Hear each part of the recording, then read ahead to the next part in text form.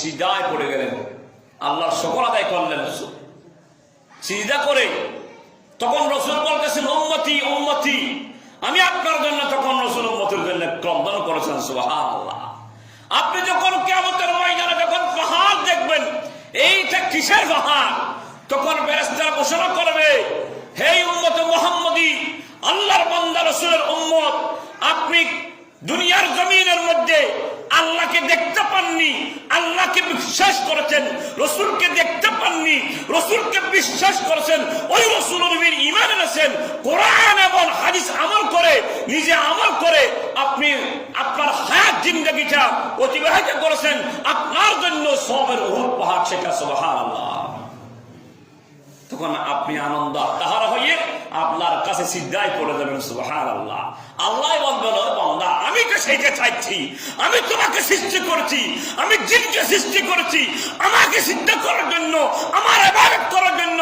তুমি যখন কিয়ামতের ময়দানে আমার সুজুদ দিচ্ছ, আমাকে সুজুদ করতেছো, আমাকে সিজদা করতেছো, আমার শুকর করতেছো, তোমাকে আমি আরো বৃদ্ধি করে দিয়েছি কিয়ামতের ময়দানে। সুবহানাল্লাহ। যারা হাজিরিন, বেশি বেশি কোরআন তেলাওয়াত করবেন, রাসূল পাক সাল্লাল্লাহু আলাইহি ওয়াসাল্লাম হাদিস শরীফ তেলাওয়াত করবেন, জিকির করবেন, রাসূলের উপর বেশি বেশি দরুদ পাক তেলাওয়াত করবেন। আমিন। এরপরে শুনেন,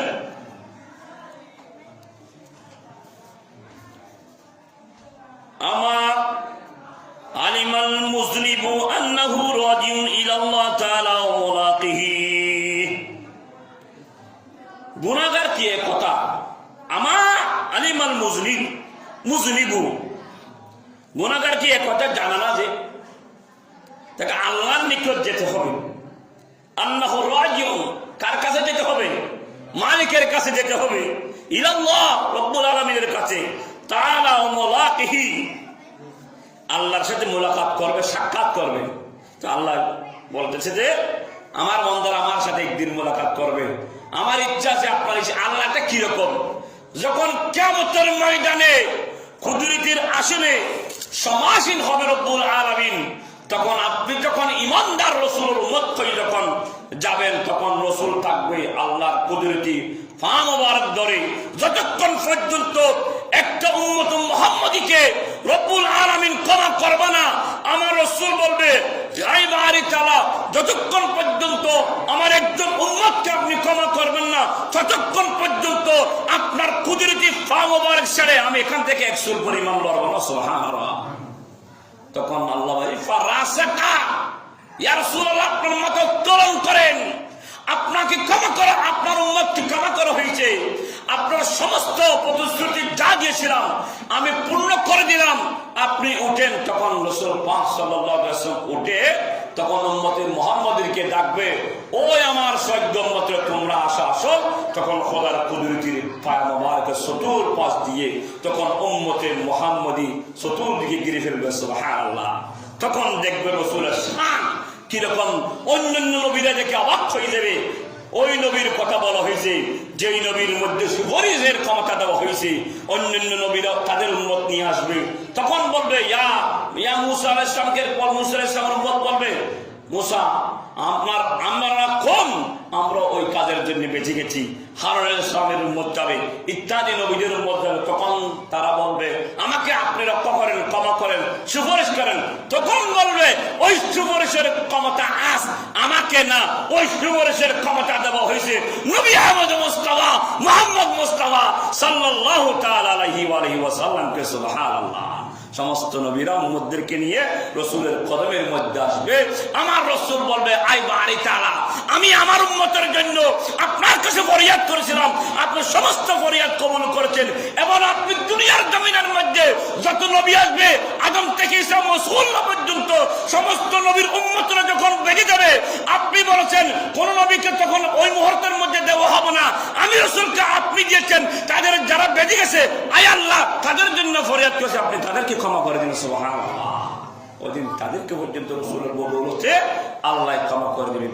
হাজিরিন, বেশি বেশি আল্লাহর দরবারে তওবা করবেন, ইস্তিগফার করবেন, বিদায় আপনার যত গুনাহ হবে সমস্ত গুনাহ আল্লাহ ক্ষমা করে দেবে। কারণ রজব মাস ইস্তিগফারের মাস, রজব মাস বেশি বেশি নামাজ পড়ার জন্য বলেছেন আমার রাসূল, রজবের মধ্যে বেশি রাসূলের জন্য দরুদ শরীফ পড়ার জন্য বলেছেন, বেশি বেশি আল্লাহর দরবারে তওবা করার জন্য বলেছেন। সুবহানাল্লাহ। তার হাদিন আমি কোরআন কারীমের একটি আয়াত কারীমে তেলাওয়াত করেছিলাম, এটা বলে আমি চিন্তা করতেছি বিসমিল্লাহির রহমানির রহিম। ইয়াউমাইযিন তুরাদুনা লা তাখফা মিনকুম খায়ফা।